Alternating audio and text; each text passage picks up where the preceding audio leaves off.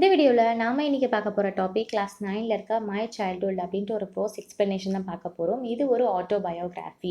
நம்ம doctor APJ Abdul Kalam அவங்க எழுதின புக் இருக்கு இல்லையா, விங்ஸ் ஆஃப் ஃபயர். அந்த புக்கிலேருந்து அவரோட சைல்டுஹுட் மெமரிஸ் மட்டும் எடுத்து ஒரு சில பகுதியாக நமக்கு வந்து கொடுத்துருக்காங்க. ஸோ படிக்கிறதுக்கு ரொம்ப இன்ட்ரெஸ்ட்டாக இருக்கும், எந்த விதத்திலும் போரே அடிக்காது.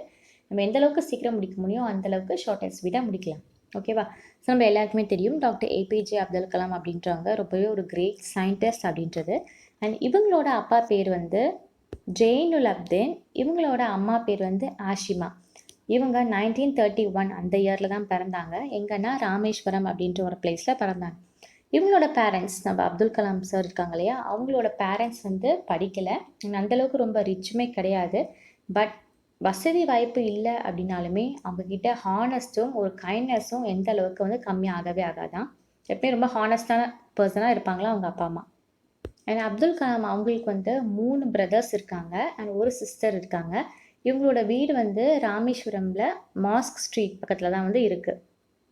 இவரோட ஃபர்ஸ்ட் ஏர்னிங்ஸ் எப்படி வாங்கினாரு அப்படின்றத கொஞ்சம் பார்க்கலாம். இவருக்கு 8 வயசாக இருக்கும்போது செகண்ட் வேர்ல்டு வார் அப்போ தான் ப்ரோக் அவுட் ஆச்சு, இந்த இயர் ஆஃப் 1939.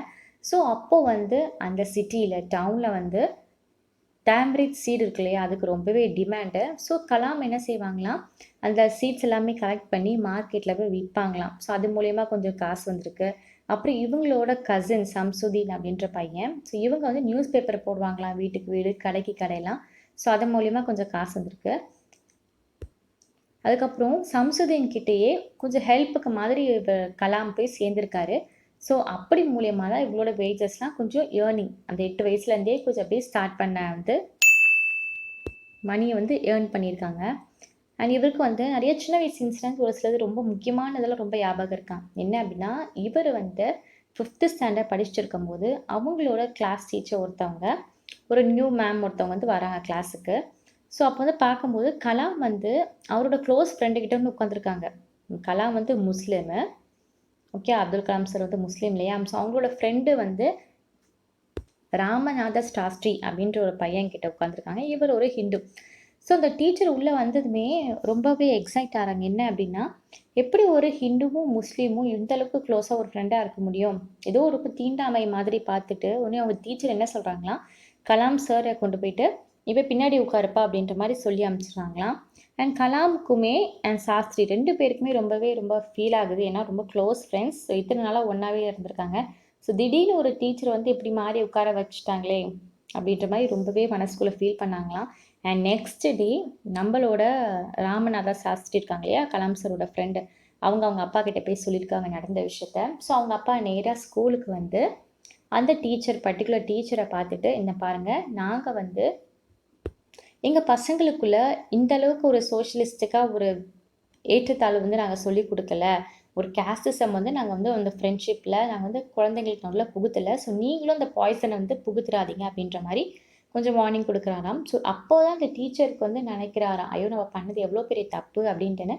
அண்ட் அதுக்கு வந்து சாரியுமா ஃபீல் பண்ணாங்களாம். அண்ட் இன்னொரு இன்சிடெண்ட்டும் ஞாபகம் இருக்குது அப்படின்ற மாதிரி சொல்கிறாங்க. என்ன அப்படின்னா, அப்துல் கலாம் சாரோட சயின்ஸ் டீச்சர், அவரோட பேர் வந்து சிவசுப்ரமணிய ஐயர். இவர் ரொம்ப வந்து ஹை காஸ்ட் பிராமின். அண்ட் எங்களோட ஒய்ஃப் வந்து ரொம்ப கன்சர்வேட்டிவாக இருப்பாங்களாம், நம்மளோட கொள்கை கலாச்சாரம் அப்படின்ற மாதிரி. பட் இந்த பர்டிகுலர் சயின்ஸ் டீச்சர் வந்து அந்த சோஷியல் பேரிஸ்லாம் ரொம்ப வச்சுக்கூடாது, எல்லாமே நம்ம சோஷியலிஸ்டிக்காக பழகணும் அப்படின்ற ஒரு நினைப்பு கொண்டவர். ஒரு நாள் நம்மளோட கலாமை வந்து வீட்டுக்கு கூப்பிட்ருக்காங்க. ஆனால் அவங்க ஒய்ஃப் வந்து அந்த டின்னர் ஏரியா இருக்கு இல்லையா, அவங்க வந்து சாப்பிட வந்து கலாம் வந்து அலோவ் பண்ணலையா. அண்ட் அவங்க கையால் ஃபுட்டு வந்து சர்வ் பண்ணி அலோவ் பண்ணலையா, மீன்ஸ் அலோவ் பண்ண மாட்டேன் அப்படின்ற மாதிரி ரிஃப்யூஸ் பண்ணிட்டாங்க. ஸோ டீச்சர்லாம் பார்த்துட்டு, இல்லைப்பா அது மாதிரிலாம் பண்ணக்கூடாது அப்படின்னு சொல்லிட்டுன்னு அன்றைக்கி வந்து அவர் கையாளி நம்ம டீச்சர் தான் கலாமுக்கு வந்து சாப்பாடு வந்து போடுறாரு.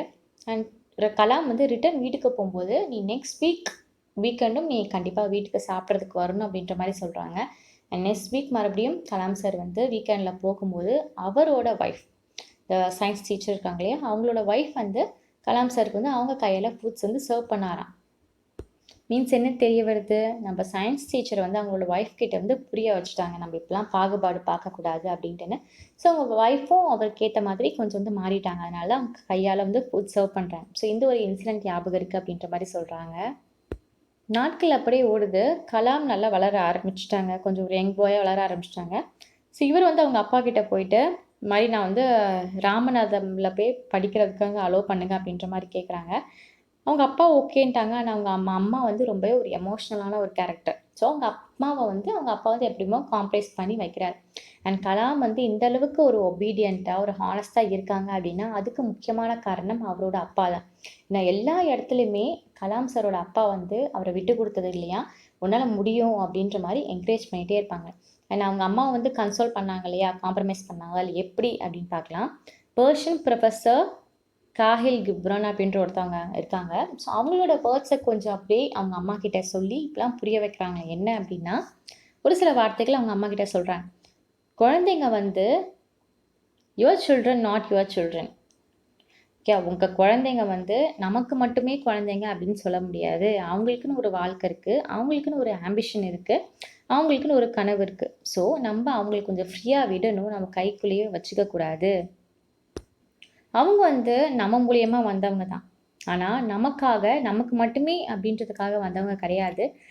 நம்ம அவங்கள லவ் பண்ணுறோம் ஓகே, பட் நம்மளோட தாட்ஸ் எல்லாத்தையுமே அவங்க மேலே திணிக்கக்கூடாது அப்படின்ற மாதிரி அந்த ஃபிலாசபர் வந்து சொல்லியிருப்பாராம். ஸோ இந்த வார்த்தைகளை வந்து அவங்க அம்மா கிட்ட கூறி அவங்க அம்மா வந்து காம்ப்ரமைஸ் பண்ணாங்களாம். ஸோ இந்த வார்த்தைகள் இன்றைக்குமே கலாம்ஸோட மைண்ட்குள்ளே வந்து இருந்துகிட்டே இருக்குமா. யாராவது இப்படி ரொம்ப ரிஸ்ட்ரிக்ட் பண்ணாங்களாம், இவரும் இந்த வார்த்தைகளை வந்து மற்றவங்க கிட்ட சொல்லுவாங்களாம். தேங்க்யூ.